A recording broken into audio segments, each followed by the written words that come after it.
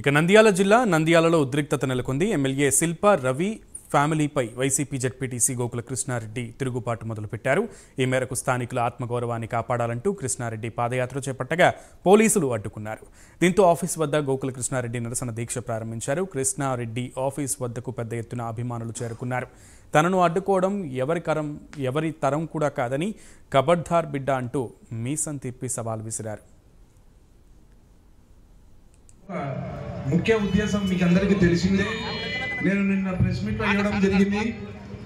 ఈరోజు స్థానికేతలు మా మీద పగబట్టి, పాపం పోలీస్ వారిది ఏం తప్పు లేదు, వాళ్ళపైన ప్రెషర్ తెచ్చి ఆపండి ఆపండి ఆపండి.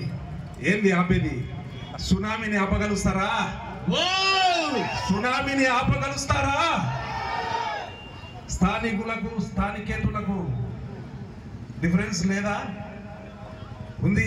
ఎన్ని రోజులు నలుపుతారు మీరు స్థానికులను?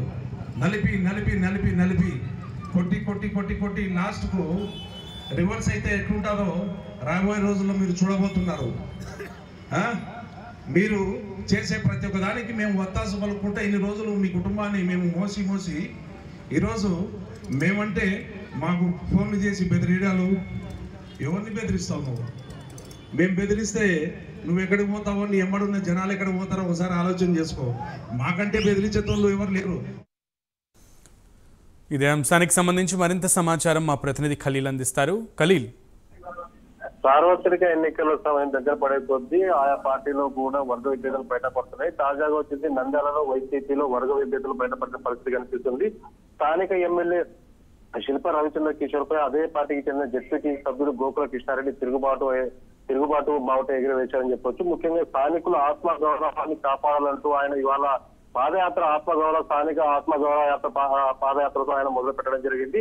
అయితే దీనిపైన కూడా అక్కడ ఉన్న స్థానికులు అదేవిధంగా పెద్ద ఎత్తున కూడా గోకుల కృష్ణారెడ్డి ఏదైతే ఉందో జెడ్పీటీ సభ్యుడు గోకుల కృష్ణారెడ్డికి సంబంధించిన కార్యకర్తలు అభిమానులు పెద్ద ఎత్తున తరలిరావడం జరిగింది. దీంతో ఈ ర్యాలీకి పాదయాత్రకు అనుమతి లేదని చెప్పి కూడా పోలీసులు చెప్పిన నేపథ్యంలో కాస్త ఉద్రిక్త పరిస్థితులు నెలకొందని చెప్పొచ్చు. ఈ నేపథ్యంలో ఆయన పోలీసుల అభ్యర్థన మేరకు ఏదైతే జడ్పీ సభ్యుడు గోకుల కృష్ణ తన ఆఫీస్ వద్దకు వెళ్లి అక్కడ దీక్ష చేపట్టడం జరిగింది. ఏదేమైనప్పటికీ ఏదైతే స్థానికులకు మాత్రం ఇక్కడికి ఏదైతే స్థానికేతరులు వచ్చి ఇక్కడ వ్యాపారాలు చేసుకుంటూ రాజకీయంగా లబ్ధి పొందుతున్నారని చెప్పేసి కూడా ఆయన ఆరోపించడం జరిగింది. నంద్యాలకు స్థానిక నాయకులు కావాలో స్థానికేతరులు కావాలో మీరే అర్థం చేసుకోవాలని చెప్పేసి కూడా ఆయన స్థానికున్న ప్రజలకు అదేవిధంగా ఇక్కడ ఉన్న నాయకులకు అందరికీ కూడా ఆయన పిలిపించడం జరిగింది.